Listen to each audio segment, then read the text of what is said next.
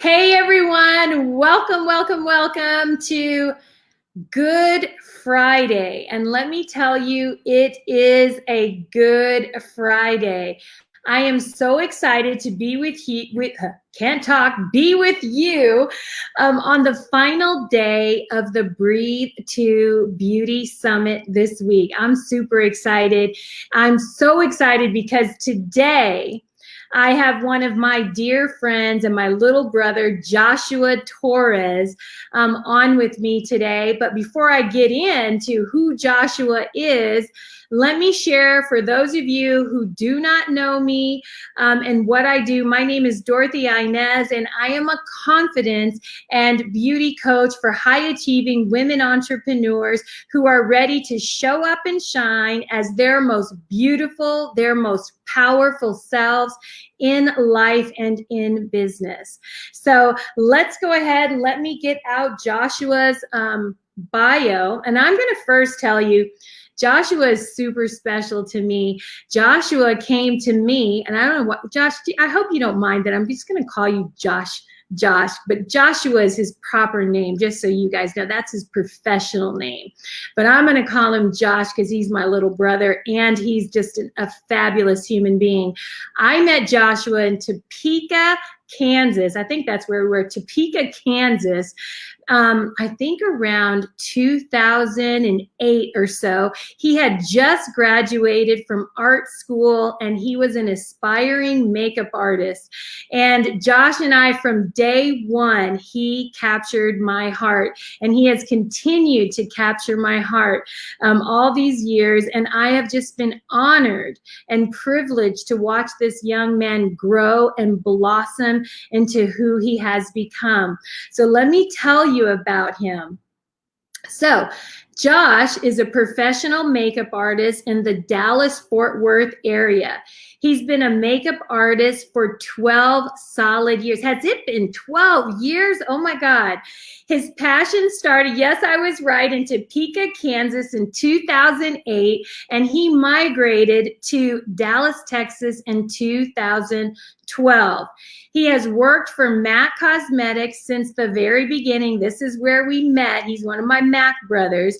And his makeup journey has taught him to appreciate people and be appreciative and love people who appreciate his talents. And he's learned to teach people how to face their confidence with pride and poise. From there, Josh, let me see. Josh, I'm messing up your bio here. Oh my gosh, let me go back. From there, he's also, done things on and off screen with the beauty and fashion. And so right now, I want to bring him on because we are going to bring some juiciness to you guys today. So here is the fabulous Joshua Torres. Welcome. Hi, hey, hi everyone. I messed up your bio, beautiful one. Oh no, you did it perfect. You did it better than I can say it myself. So all you did was make my head bigger. So I'm just, I love you. I love you, and I'm gonna blow you up if I can. So let me turn my phone off.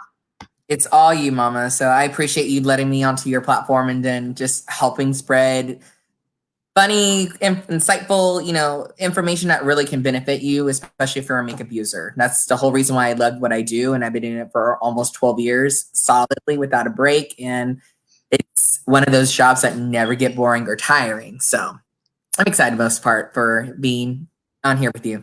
Thank you. Yeah, you're welcome. So Josh, I want to just jump in and ask you, I've got some questions here, and then you and I, we're going to dive into the trends. So people, women tuning in know about the trends. We're going to dive into a little bit of our backgrounds together.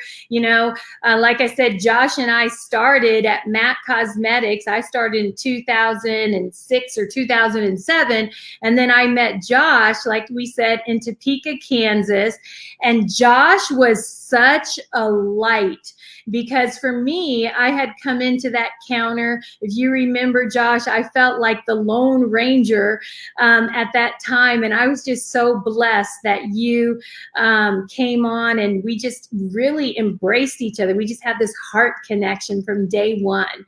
So I want you to tell the audience, because I think it's important to know why, you went to art school to become an artist. Why did you choose makeup as your form of expression for art? It started kind of by accident. When I was in school, I was actually in nursing school before I started doing artistry in any capacity. Like I didn't make up. I only dabbled, I guess I would say, in art in general, like by painting. But where the connection kind of exploded was when the fact that I'm a nurturing soul and how I love to help people. Being nursing allowed me into that kind of portal of helping elderly women do their makeup while they're getting ready for the day. I thought I would like nursing, but I really didn't get into the passion of it all. So after finding out that I could do makeup as a profession, that's when my whole career changed. So when I was 18 to 20, and I was in the beginnings of like my nursing degree, but I canceled that and went straight into my associates in art.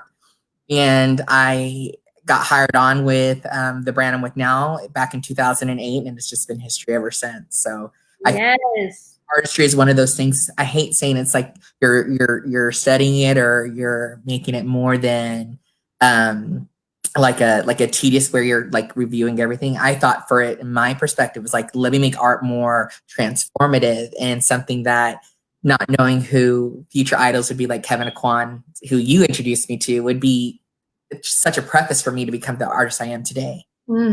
Yeah, I love me some Kevin Aquan. Oh my goodness, Josh. I have all of his books, the originals, when he was still alive, and he's just, my inspiration. I finally pulled his books out of a box recently, and I was just like, wow, the transformation. I love that you said art as transformation. And that's what people don't realize. Like, makeup is so transformative. It impacts how a woman can feel, and even a man, because these days men are wearing makeup, not because it has anything to do with sexual orientation or anything, but it helps people to have a polished look no matter what their gender is, right? And so I see makeup as this, like you said, this transformative art, because, like when we're painting those faces and women, it's like they see themselves for the first time. Have you experienced that when you're doing your makeovers? Sorry, I have to practice this unmute thing. Yes, it's the first thing that made me found out that it's something I love to do. And I think a funny story would be this is when I remember my first day working, and I was thrusted into doing a makeup that never have I ever done it before. And it was a David Bowie Labyrinth theme makeup. And I was like, I remember. I was like, what the hell am I going to do with this? Like, I don't know what I'm doing. I didn't know what I was doing, but I just had fun and I winged it. And but 11 years now, I would say, damn, I had a lot of opportunities at that point. It's just funny how when you're starting something brand new and you want to be the best at it, you want to make it more than this mediocre. And then you realize, damn, like you thought you knew it then. There was just so much more I was not ready for, right. doing it. But the transformative part is the main reason why I do this. It's just seeing the before and the after. And even before we got on, I posted a picture of my before and my after. And I normally don't like doing things like that, but it's funny to see, wow, the power of just a little bit of makeup, and especially this is just a little bronzer. This is hardly anything on my skin. And you look fabulous, boo. But it's those little moments, those little add-ons that make you just feel better about yourself. So exactly. Question. Go ahead. I have a couple of people who they're having difficulty viewing into the live stream. I didn't know because they're seeing the share, but they're not seeing it or being able to view it. I didn't know if there was a way I can help. Maybe it's not available right now. Yeah, try sharing it over to your page live right now. Okay, let me try. Sorry about this. I just want to make sure everyone had a chance to view in. And they can also click on my page. I'll make a quick comment. Sorry, you guys, I wasn't expecting this little interruption here, but we want to make sure Josh has a lot of people who wanted to see his interview today. So we want to make sure that they see his interview. Oh, shoot. Did you share it? I did. I'm muting my Facebook version. There we go. Sorry, y'all. Okay. There we go. All right. So let's just see, Josh. Okay, and we are live on your page. I see us. Yes. Okay. So, and they can always we can always rewind in the beginning after all this once we relaunch it. Yeah. So what I was saying is that a lot of times women forget that, you know, especially now, I think it's so important that we put on a little bit of makeup because it can, like we talked about, transform how you feel on a day-to-day basis. And now that we're in quarantine, putting on a little foundation, putting on some eyeliner, mascara, and a lip gloss can really boost up your mood. So one thing I want to talk about, Josh, because you and I come from all these years of working in retail, and I'm going to tell you, working at the counter, sometimes I cringe at what I see women do. Women just walk into the counter and they start just putting on lipstick, dipping their hands in products and putting it on their face without it getting sanitized. Let's talk about when we're shopping for makeup, what are some things we want? What are some do's and don'ts of shopping at a retail counter for makeup? So the first do is to absolutely ask permission, because a lot of times what happens is that you don't ask appropriately the right way to say, hey, I want to try this on, or hey, how do I sample? A lot of times we're going into what I call the grocery store mentality when we're in fresh produce. We're so used to just picking up as we go without thinking of who's touched it before you. So right. I think that's the best analogy. Yeah, it's a perfect analogy to it, because I think for me, I was always taught in the beginning, you know, ask permission first, or if you're going to touch something, make sure either your hands are clean or vice versa, you know, use a clean way to touch it. But I think the do's is definitely ask, you know, how can I try this on first? And, you know, and also another do is when you are doing it, be comfortable in ways that may not be how we used to do it in the past. I think nowadays we're going to learn something completely different how to try on products. As a shopper myself, I know what I won't do. Is I know for a fact, I know I won't be putting things on without seeing it properly clean first. Or if it's one of those I hate saying comments. Say it again. I was gonna say it's like a psychological thing for me. Clean, you know, I want to see you clean that product in front of me. I also wanted to make sure that our customer, or just me as a user, I want to make sure too, is that if I'm going to be trying something that obviously looks nasty for something new, like, hey, is there a new tester for this, or is there a better way to see this that doesn't look so cruddy?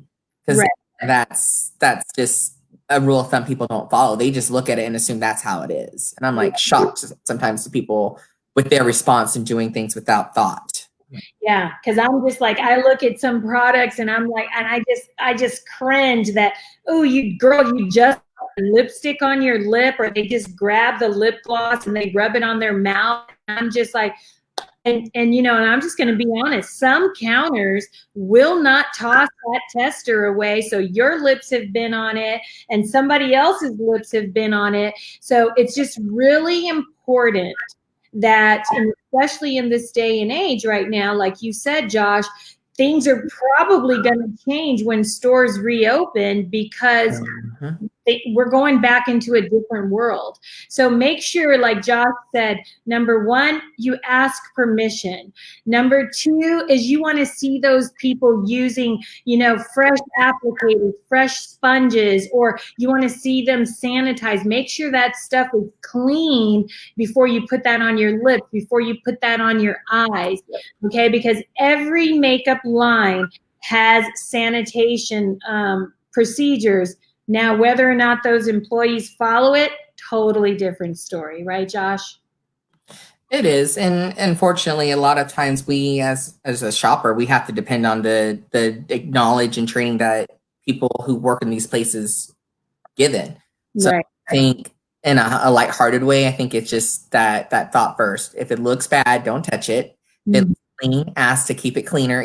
Just those are just the new ways we'll have to make sure we're holding hands together. Theoretically, so because if it doesn't take both parties, it's not gonna. There's no way we don't know how this future is going to look like for us if we don't follow different ways we're using our makeup. Exactly. So let me ask you this. This is a question that just came to my mind. When you think of makeup, what would you say is the number one key to good looking makeup? I want to see if you have the same answer I have. Sorry, I'm getting 45 messages saying they still can't see us. Yep, we're going to have to handle that later. Okay, sorry about that. I just want to make sure. Okay, what was your question? So, what would you say? What would you say is the number one thing for women to have really great looking makeup? Oh, your skincare. It has to start with skincare. And the why is your skin is only going to be as good as what you're using to treat it and the ailments that it has. So whether it's a dermatologist or just asking, someone with validity that can really say, hey, I know your issues because I experienced it. Try this for a couple of weeks, see how it works, come back for it. It's those trial and error moments that you will have to have amazing skin and amazing makeup looks on top of it. Exactly. I'm glad we're here because a lot of times women try to use makeup to cover up things, and what they really need to be doing is first starting with the foundation of good skincare, because when we go and we put that foundation on the skin, when we go and we do that eye look, if you haven't been using eye cream, you haven't been using good skincare, the makeup is only going to bring out your perceived flaws. And Correct. So taking care of your skin each and every day is so vital. So Josh, a lot of women who follow me are in the range of 35, 40 plus. Who are some of the influencers that you would recommend they follow? Because what I've noticed is there's not a lot of, YouTubers that look like me, that are my age. Who would you recommend? I know for me, I follow J-Lo, I follow Janet Jackson. Those are the people I look at, but who would you recommend? I had a lot of thought with that question, and I would honestly feel it's Real Housewives. They are one of the most entertaining groups of women on each city they're from, and every time you see their seasons, not only does the style evolve, but their makeup evolves to where you can actually see how beginning to end to where they are today is like, oh my gosh, you can see how their foundations look better. Their application looks more fine-tuned. As in the beginning, you can tell there wasn't a real big budget for makeup and wardrobe, unfortunately. Yeah, you said there wasn't a big budget.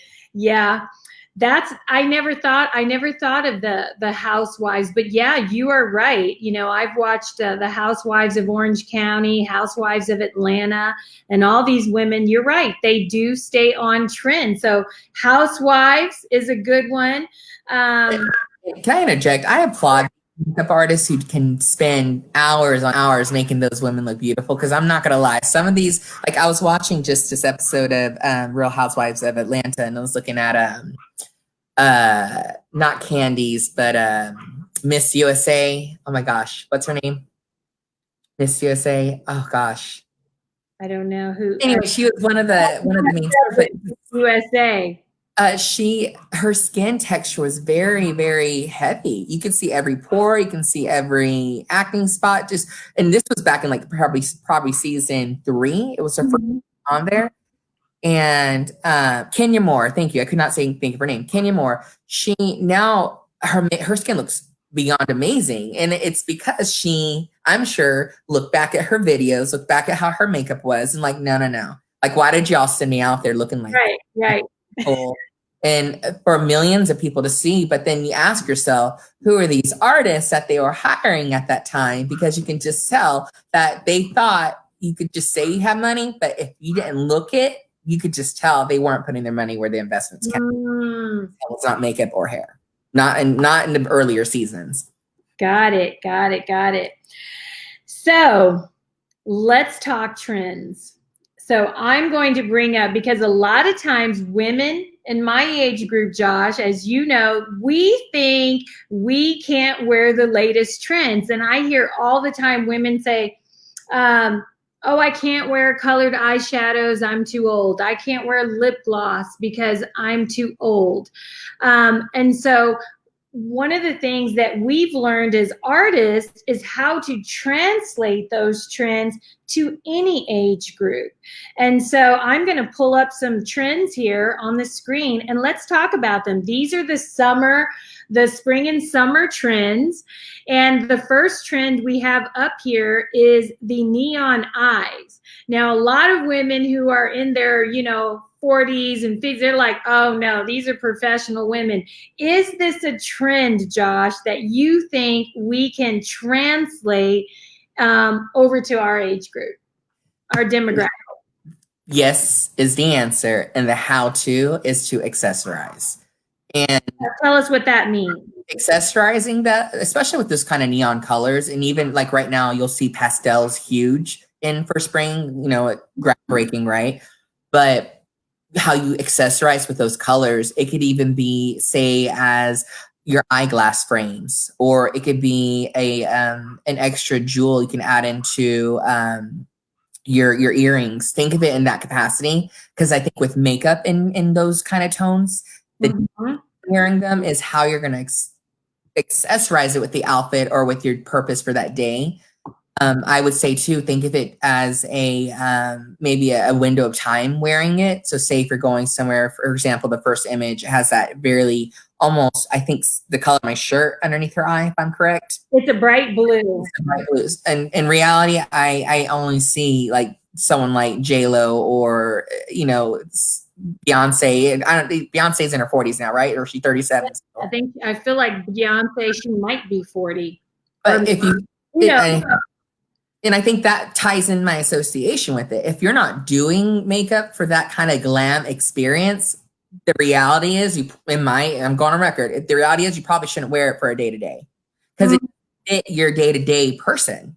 So if you want to accessorize with it, accessorize it in a way that can be complementary to the makeup that you are wearing by a different element. So maybe take, that look, but put it somewhere else.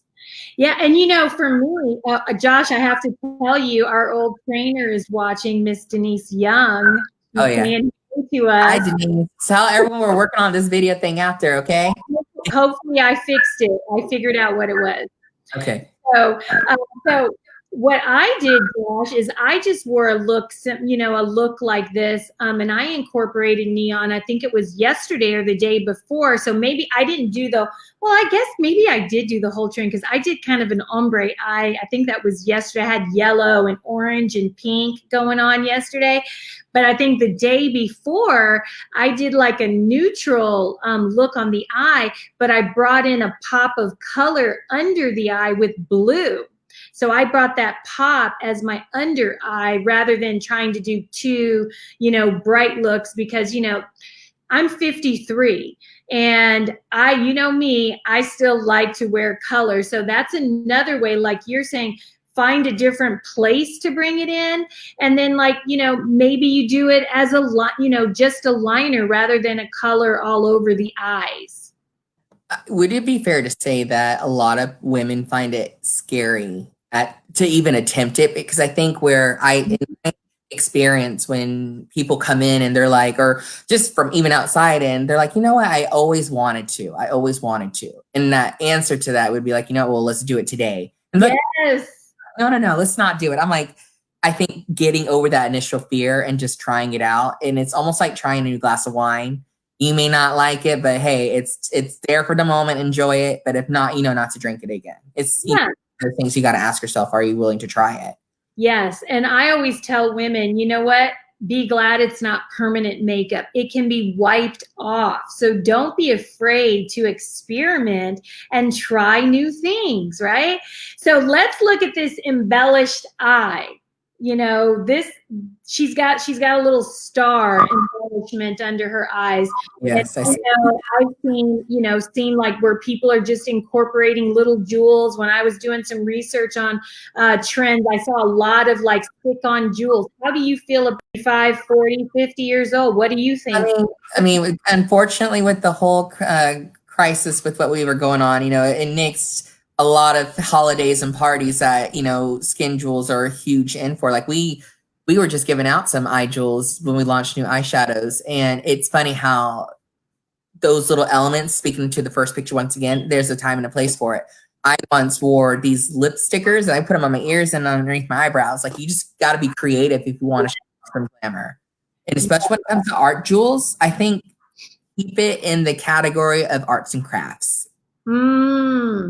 If you're going to go, you know, editorial, that's a great place to use it, but I probably wouldn't suggest it if you're trying to land a job at American Airlines or you know, somewhere that requires a little bit more of a clean cut, right?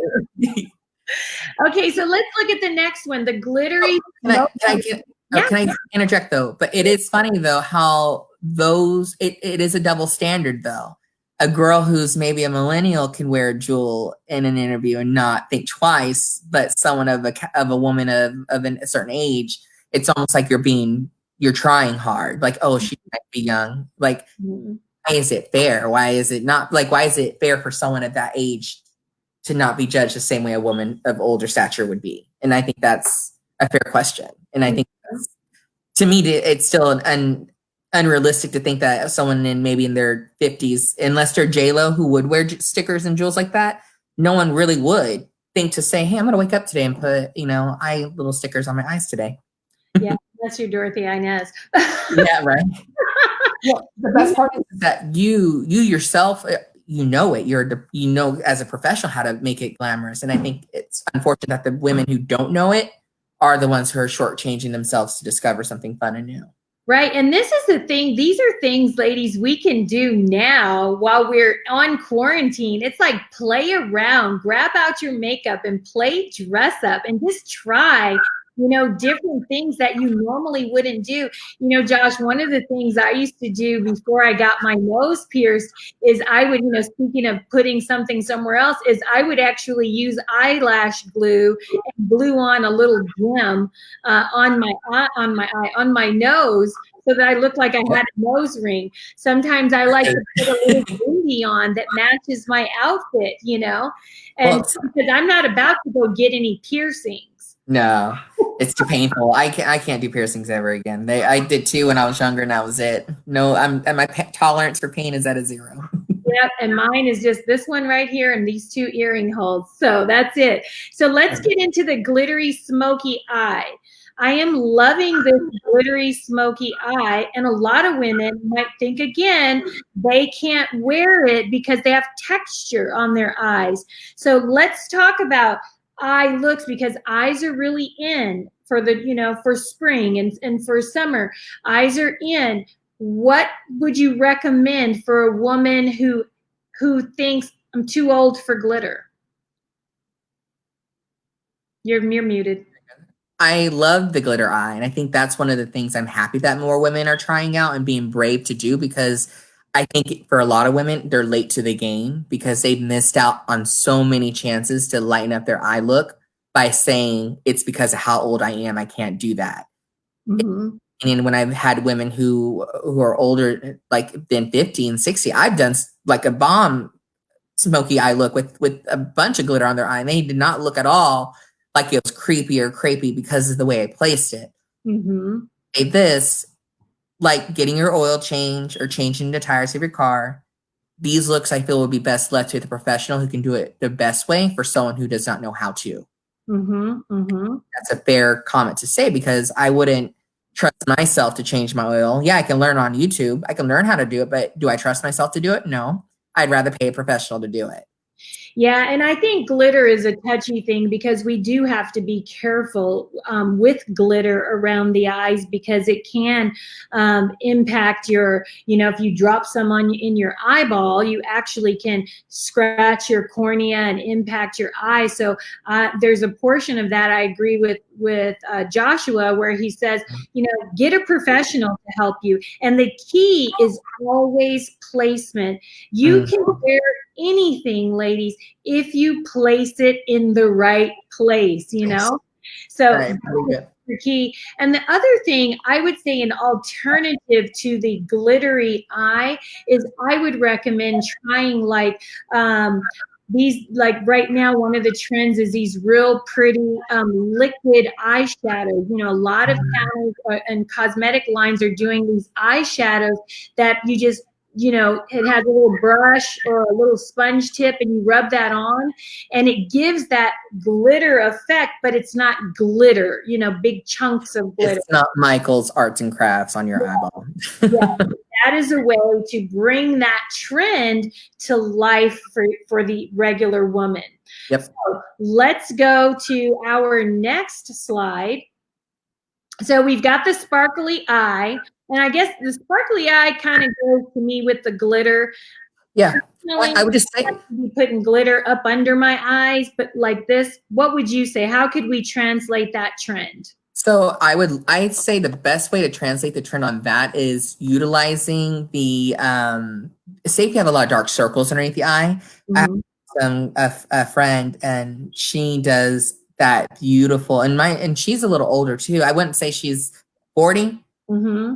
In a beautiful way of really giving an illusion of her eyes being brighter because of a slight amount of glimmer she's putting underneath. It's like she's under highlighting with like a highlighter that has a chunk, like a soft and gentle kind of effect, that iridescent, that lightly glimmers, but it doesn't accentuate fine lines, but it does eliminate that darkness around her under eye. And I feel like it's just a way we're strategizing placement once again.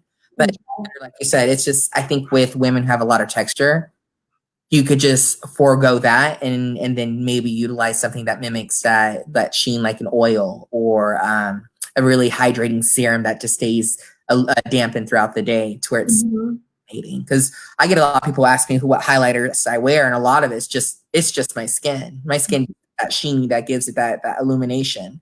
So you can translate that glitter trend. Instead of wearing actual glitter, maybe use something that gives another version of sheen.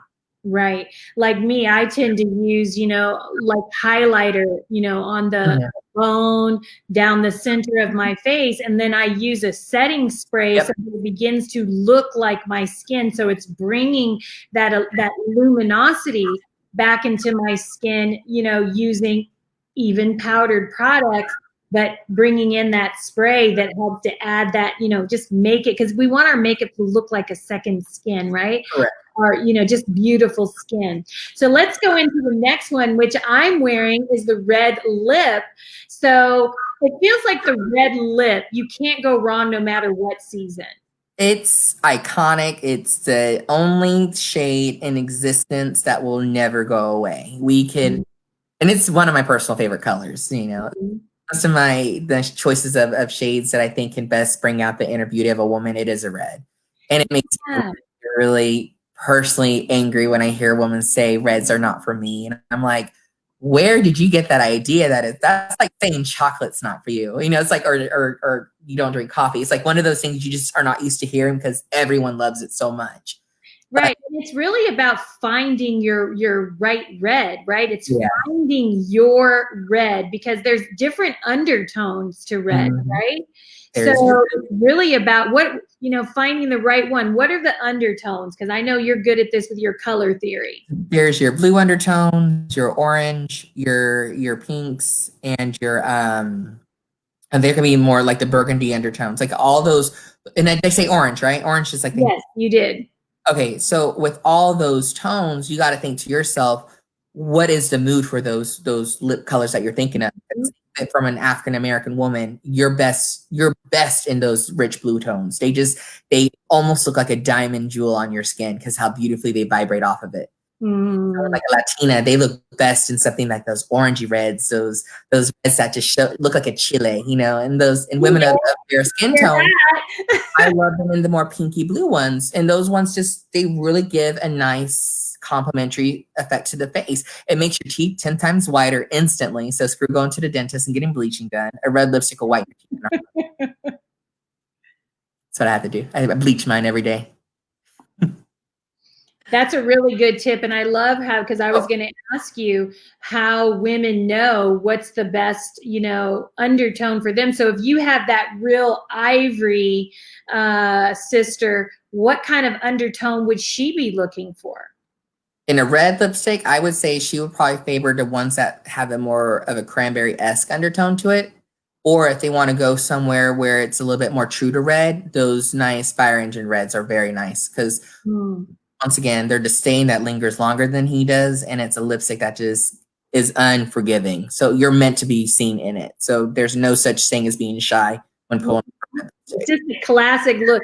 A red lip and it's a lazy look too. Mascara, boom. That's the laziest, quickest makeup. If you want 5 minutes, put on a red lipstick. That easy. And I promise you feel different. And it's so funny because if I could wear a lipstick every day, it would be red. I would wear red lipstick every day. That's good. Some girls, that's their signature thing. So let's look at this glossy skin and glossy lips. Let's talk about that. This is, to me, this is definitely a look that no matter what your age is, anyone can wear this. I see this one more for the summer because it's almost going back to that whole I don't want to wear makeup. I want my skin.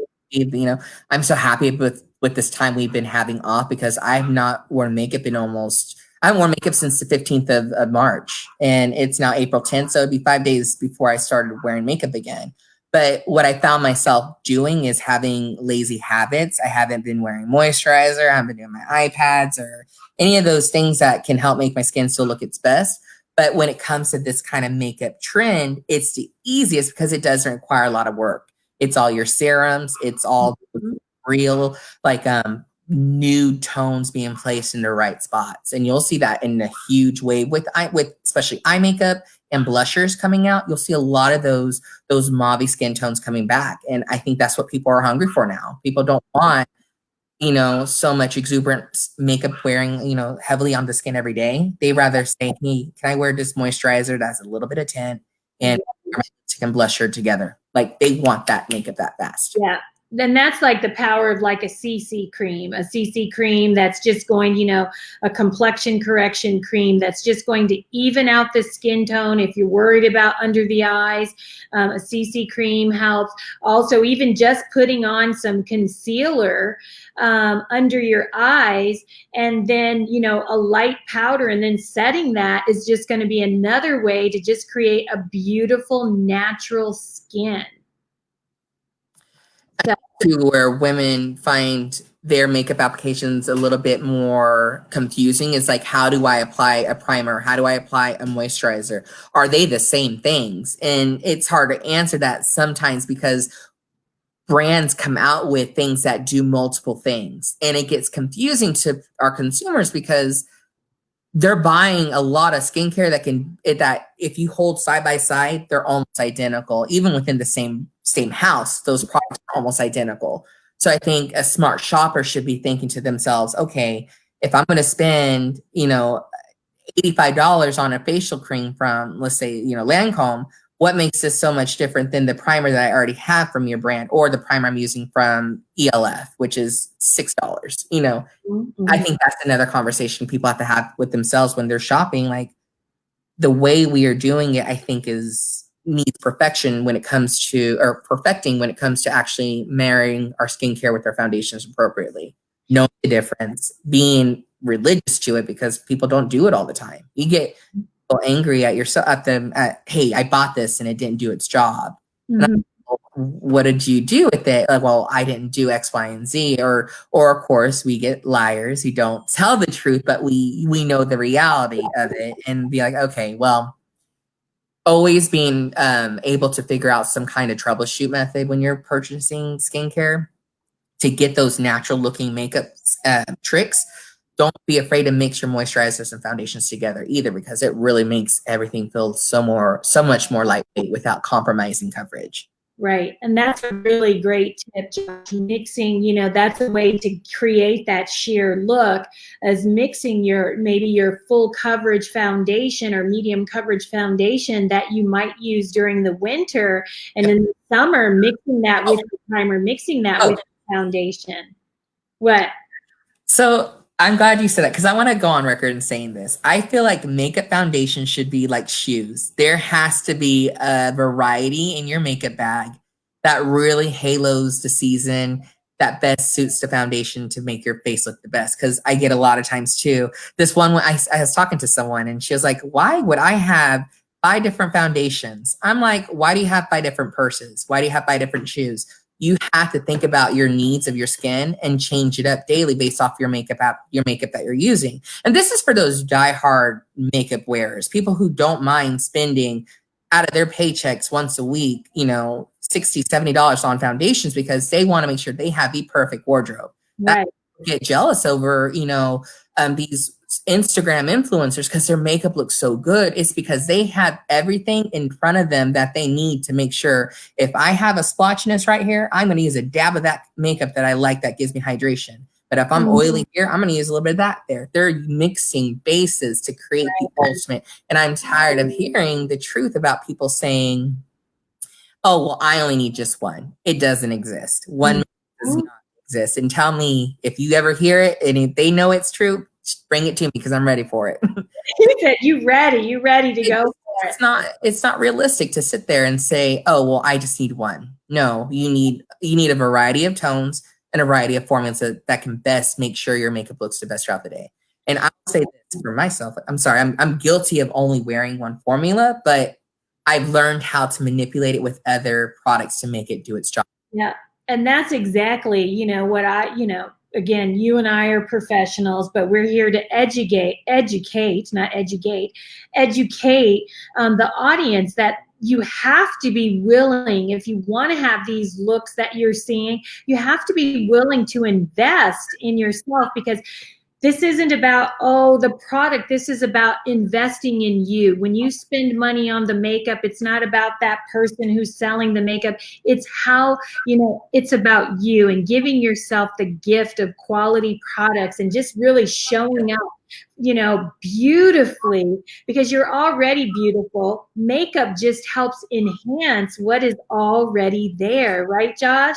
It is. And it's one of those things that I like. I'm not gonna lie to y'all. Like, I've been in a really bad, not so much as a mood, but I feel like I think we've all been in a dark spot this whole time, like this whole duration of us being in lockdown. And I think everyone can agree with me. Like, I know people know who I am, and I'm one of those. I will literally risk my life just to talk to a stranger because I need that. That's my affirmation. That's what fills my cup every day, is to have some perfect stranger to make their day better. Like, that's just who I am as a character. So, like, I swear to God, this local grocery store I go to, like, and I try not to go every day, y'all. I apologize. It's not staying home every day. But when I'm there, people are like, oh my, they're so happy to see me when I'm in there, because it's one of those things I've allowed myself to make that a place where I like to support. And it's fun because I need that constant affirmation of saying, you know what, hey, he's doing something good for someone, even though I'm not working at that place, but I don't mind being that extra hand when I can't help in any situation. Right. So beautiful. You guys see why I love this guy? So let's go on to our last slide here. And this, I feel like these here are more of the summer trends, because I feel like spring is more about more color, things are blossoming, flowers are blossoming, things of that nature. And then summer, we often think about, getting our tan on, being out at the beach. And so these looks here, we got the first look, baked in bronze, all about the bronzer. We talked about skin, and then the minimalist, the minimalist and having that glow. So let's talk about these trends, because again, I feel like the trend is the same trends every year, just a slight little twist. So what twist are you seeing this year on these looks, Josh? It's all about that slick, that glowy, dewy skin. I mean, if you could bathe in oil, and what was the thing that women used to do back in the 80s? I remember my godmother, she did this all the time. It would be iodine and baby oil. Like that's the kind of skin tone bronze that we're kind of reaching for again for this summer. We're Iodine and baby oil. I haven't heard of that one. it is a pretty legit way to look. What is that? Saint-Tropez bronze, you know? Wow, that's deep. I mean, I'm not gonna lie. I'm a bronze goddess. I love bronzing. I swear to God, people know me for my people bronze it up. yes. I mean, it's an easy way to look just a little bit more healthy, like you got some sun. Break these down. It's really it's simple in each way because it's the skin. Once again, you're building on top of the face. You're giving yourself that glowiness that is not contouring. And I love that there is a difference because people do confuse bronzing for contouring a lot. Yeah. So how do you recommend somebody create that, that bronzy look on their skin? Because I know like one of the things I've seen you do is you like to use bronzer all over.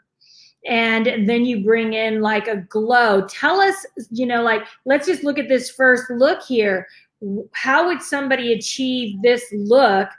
Right here, it's just that, that J-Lo glow that Scott Barnes has created. So a classic way to get this look is going to be by layering your skin first, and then right when you start to pinch that bronzing right in that cheekbone, I would say a medium-sized brush would be great, like a blush brush, or even nice a thin slanted brush would be great, just wisping it right in that cheekbone. And if you look closely to her hairline, it's folding it right up into there. So a lot of times, bringing that color all the way up through here. You almost think of that old school C. That's kind of where it's at. You're not supposed to say old school seeing. I said that C shape. You're not supposed to say old. Oh. That's classic. Okay. You gotta say relic because a lot of times I'd be thinking of some old school shit with putting on makeup. But and then misting your brushes, I think especially using a lot of mineral bronzing, which is really popular still. Misting your brush to give it that wet look too, and then glazing it on is an easy way to get that bronze look because you shouldn't see that. Well, and I'm being such a contradiction right now. You shouldn't really see where your bronzing ends and begins unless it's intentional, unless you're going full blown white, and then bronzed. So we call it spotlighting the face. But this spotlighting, that's just like she's been kissed, she's been in the sun for a little bit. She's a glass of wine and she's just sitting there, enjoying her evening, waiting for her man to pick her up from, the ball. Oh, you set in the stage. Yes. Hey, it's all about that. That's me. I'm image number one. So for me, how I create that look, Josh, is what I've learned is I love using the beauty blender. So I create my look, and then I spritz, my face with my setting spray, and I have a wet beauty blender, and then I just take that beauty blender because I used to do back in the day the wetting my brush and like that technique, that old school technique of wetting your brush. I'm just teasing because but I used to use I still use the beauty blender, is that wet beauty blender, because what I found, Josh, is it makes it because that beauty blender has those little pores in it, it makes it like my skin. And so this is how I achieve my look, and then it blends it like you're saying, so you don't have those lines of demarcation. Correct. I think a lot of women will ask that question too, like why would I choose a sponge over a brush? And I don't think either of those options are wrong. So I feel it's personal choice. They're meant to do a job that, depending on your skill set, can make it look the best. So I think someone for me, I find using the beauty blenders a little challenging. I'm not gonna lie. I don't normally gravitate towards sponges, but a lot of my fellow makeup artists love them. And I'm like sitting there shaking my head, like, how the hell do y'all get that to look like that when I'm struggling enough just with the sponge to make it look at least smooth without extra texture or anything of that nature. So yeah, and you know, Josh, you know, I went to makeup school out in LA and I was trained. You know, we were trained. There was no airbrushing, there was no Photoshop and all that. So we were trained how to create a flawless face with purely makeup and sponges. Well, you know, that's how we created that foundation, was through sponges. So I tend to gravitate towards those. But what I will say is that it's so important, whether you use a brush or a sponge, that you're washing and sanitizing those, because if you're using, let's say, the beauty blender and you're not washing those and then you start breaking out with acne, well, probably because you're not washing your sponges after use, or you're throwing your stuff in a dirty makeup bag, accumulating bacteria. That's a hot button topic, and I feel, well, it is annoying because a lot of times it is frustrating when you're trying to talk about in any brand that you hear a lot of feedback when it comes to people who say, "Hey, it breaks me out," and I only, in my opinion, I think a good way and a smart way to shop with makeup or cosmetics in general is like, you need a bit. If you're going to wear makeup, you should also have a dermatologist appointment lined up throughout your year. You got to know what you can and cannot put into your body or on your body to make sure you're having the best experience. Guessing because you think it broke you out because you didn't take your hair off at night, or you didn't take your makeup off, or you haven't cleaned your pillowcase in 3 days or a week. Those are so many more factors that can break you out rather than the makeup itself. Exactly. And it's almost I get so passionate about it. I'm like, I want to shake heads sometimes how angry. I'm like, well, what are you not doing first to clean your skin to make sure you're not breaking out first? Because a lot of times, yes, you may have a hypersensitivity, but is that you guessing, or is that you, matter of fact, going to a doctor, they said you cannot try this because you are allergic? Right. That is the biggest advice I'll give any makeup user. Right. Go to a dermatologist if you're going to be wearing makeup on a regular basis. Because if there is something you can't wear, you're good to go. You now know you can't wear it. Exactly. Because you went out. Really good point. And, you know, like you said, are you cleaning your brushes? Are you washing your face? A big one is, are you changing the pillowcase like Josh? A lot of times women, you know, sleep with their makeup on, they wake up with a pimple and oh, it's the makeup. Really not the makeup. It's you wash your face, because at night when you're going to sleep, that's when the body is assimilating what is on the outside. That's why your nighttime moisturizers and things like that are so important, what you're putting on the skin at night, because that's when the body's assimilating. That's when the body's regenerating. Yeah. So having makeup on the top is not what you want to have regenerating. No. And I think it comes down to just pure laziness sometimes, and we're all guilty of it. I mean, it happens. We all sleep my makeup. Right. Well, and I think, but in reality, though, I think women who are older, I think and I always tread on this because I never want to offend, and that's saying now not to offend anyone who is older using makeup. I feel now the ways of like how my mom likes her makeup. When I do it, I sit there and argue with her. Because I'm like, Mom, this is how it's done now. Just because you do it your way doesn't mean but then it comes down to how she likes it, how she doesn't, and how it works for her. But I always laugh because when I take pictures of ourselves together, I take a picture, I see my work and I see hers, and she's like, I can never get my eyebrows the way you do them. I'm like, well, it's because I was like, Mom, I'm not doing anything different that you're doing. I'm just I'm being artistic. I'm being a free hand to do what I see that I think looks best. And that's all art is. It's subjective. I can't sit there and say that someone who's brand new to makeup did a bad job. Hey, they did something that some woman can't even do. Right. So I think that comes into that whole circle of like trying it before you knock it, but also doing what suits you best. Right. And I think you bring up a really good point because a lot of women I see in my particular demographic, number one, like you said, they can get stuck in doing it the way they've been doing it since 1984. And it's time to be open to new, to new ways of doing things, trying, a different way of putting on their eyeliner. I was on a recent training and, you can just kind of look at people and there's an era, each era, the 90s, I can look and go, oh, she's still applying her makeup from 1984. This one's in the 90s trends, because each generation has a way that the makeup looked. And it's like seeing some of these lighter skinned sisters wearing that hardcore black liner all around their eyes. I just want to be like, girl, can I help you out? Because it's making them look older. And it's like, if we could just soften that up. So I just invite you, sisters, to be open to trying new looks, be open to trying new techniques that are going to help you look and feel the way that you feel on the inside. Because I know for me, I'm 53, but I'm telling you, I'm 35, on the inside.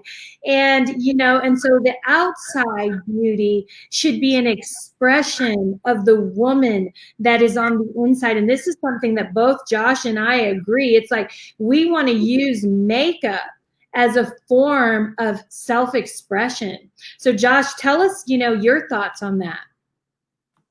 Like I said earlier, it's going to come down to who you see as your person. And I found my person when I discovered with today. And that moment you get to see yourself beautiful is a different feeling. It is such a hard come up because when I was growing up, I never thought of myself as pretty or as handsome or as like what your mom always says, you're the most beautiful child I ever had. But I hate saying the ugly duckling syndrome, but it's one of those things. Like as I grew up, I realized with the influence of everyone who I worked with, great advice from my friends who were honest with me, people who always wanted to see me my best, were never afraid to give me that advice or that confidence, saying, "Hey, try this differently," or as some of my other friends would be more blunt, be like, "Don't do that again. You look like, don't do that." Mm-hmm. But I think it takes a friend to help you navigate through the makeup world. Mm-hmm. I find it a little scary because you don't have someone to sit there as a confidant to be real with you in a way that you would encounter me would be for you.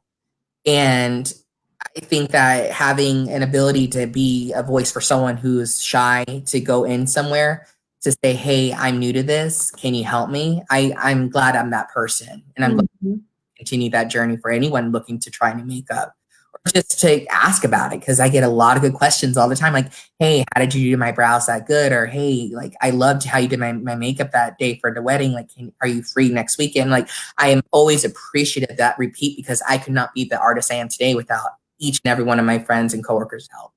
Like, I really, and it takes all of us together to make this makeup journey fun. That's beautiful. So Josh, I have enjoyed our conversation today, just kind of rehashing things, helping women to show up and shine as their most beautiful selves. I want to share with the people that you have some amazing things coming up. You have a radio show that is going to be coming up, and it's all about beauty. Tell us about it. So it's called the Wake Up Makeup Show, and you can find it on Facebook, Instagram, YouTube, and Twitter. And what it is a platform for me to share fun and exciting beauty news and current pop culture references that go together with it. I did have to have a little delay due to on, but trust and believe, I'm going to be starting to send out snippets and I call them now quibbies because that's the new phrase everyone's going out with. So quibbies will be coming shortly when it comes to promoting my future channel and my radio station for you guys to tune in. I'm excited. So tell them which Facebook page should they tune into. So it's going to be tuning to tune into the show. You can tune into Fishbowl Network. And Fishbowl Radio Network is where the hub is going to be at. And then also, after the show goes live. You can find it on the Wake Up Makeup Show on Facebook as well. So The Wake Up Makeup Show. I know it's a tongue twister, but I call it the Wushu Show, the makeup show, if you had to really abbreviate it. Okay, so the Wake Up Makeup Show is where you want to reach out to Josh, and that way you can keep in touch and find out when he's actually launching. He'll be launching on the Fishbowl Network. That's not active there yet, but do go to his Facebook page and follow him, because he's going to be posting little quibbies, as he calls them. Mm-hmm. You know, I'm learning these terms, Josh. Got 10-minute shows. All the attention we got nowadays, 10 minutes. Who would have guessed? I know. So yeah, people's attention spans are short. So find here. So Josh, what can you leave our audience with today about makeup? What kind of inspiring words can you say to these women who are at home right now, you know, in their cocoon, as I have been referring to it, because I've been saying, girls, let's not go in this cocoon as butterflies and come out as moths. No, girls. No. As butterflies. So what would you like to leave these beautiful souls with today? To practice what I'm preaching is just not to get into the dark spot. Wake up, be thankful that you opened your eyes, and do what is best for you to have some kind of sanity with. And if it's putting on your favorite lipstick just for the afternoon, eyebrows, grooming them yourself because your brow girl's out of commission right now, or even just, you know, going through your makeup wardrobe, clean old makeup, like clean out what's expired, refreshing what you want to put on again when it comes to you going back to work, and set your power outfit out. Like get that first outfit ready to go to when we're ready to hit the streets running, you're good to go. There's no doubt. And if you need questions, call me, ask me. I'll FaceTime with you. I'll give you makeup advice. I'll try to show you as best I can through live stream as much as I humanly possibly can give you guys. But just wake up and be thankful that you're still here and you're able to give someone else that same energy. So good, so good. You bring up something, because so many people right now are struggling with being at home. And I just encourage, like Josh said, be grateful. What can you be grateful for today? Because the truth is, right now in this climate, so many people didn't have the gift of opening their eyes today. And so I just invite you to look around and see, what can you be grateful for today? Can you be grateful that your hands are working, that your eyes are working, that your legs are working? Can you be grateful that you have this beautiful face to put makeup on and play and have a great time? So this is Dorothy-Inez. I want to thank you for tuning in. Josh, I want to thank you for being my beautiful guest today. And I want to invite each and every one of you back on Monday, where I am going to be the guest. I am going to have my dear friend Clemence Lafrades. She is going to be interviewing me, and I'm going to be sharing with you my story of transformation, my story to self-love and acceptance. So I look forward to seeing you on Monday. And Josh, once again, thank you so much. And everyone in live, thank you. Some comments we can see and some comments we can't see. I apologize for any technical difficulties. I figured it out, Josh. So I see some of you tune in. So God bless you. And for those of you who do celebrate Easter, happy Good Friday and happy Easter.